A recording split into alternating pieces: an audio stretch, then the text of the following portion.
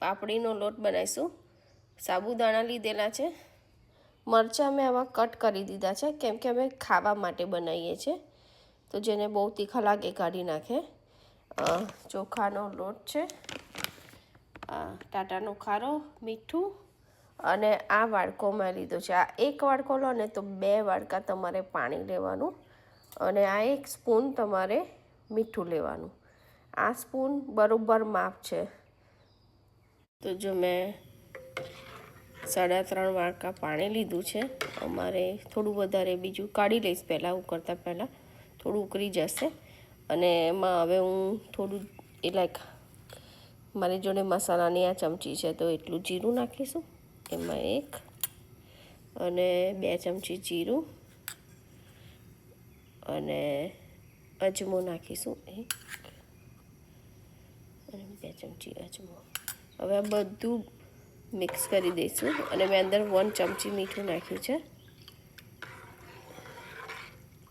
અને હું બીજું થોડું મીઠું નાખીશ અંદર। બહુ મીઠું ના નાખતા, પછી ખારો નાખો ને તો પણ થોડી ખારાશ આવે છે, એટલે 1.5 ચમચી બહુ થઈ ગયું, એનાથી વધારે ના નાખતા। જોઈએ તો તમે પછી ચાખીને નાખી શકો છો। હવે બધું ઉકળવા દઈશું।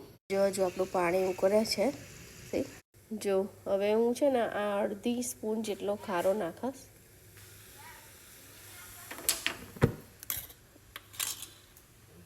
અને એમાં હવે હું લોટ ઉમેરીશ। મેં ગેસ બંધ કરી દીધું છે બિકોઝ તમે ખારો નાખો ને એટલે થોડું ઉકળે ને ઉભરાઈ જાય બધું પાણી, એટલે બંધ કરી દીધો છે। હવે હું ગેસ પર ચાલુ કરીશ અને લોટ હલાવીશું। હવે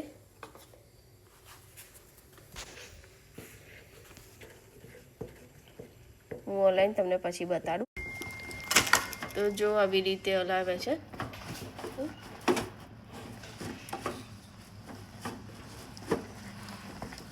મિક્સ કરવાનું આવી રીતે બધું।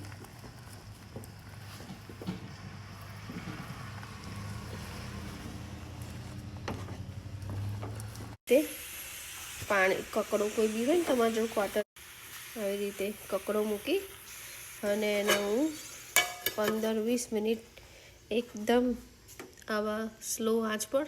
લોટનું આ ફાઇનલ લુક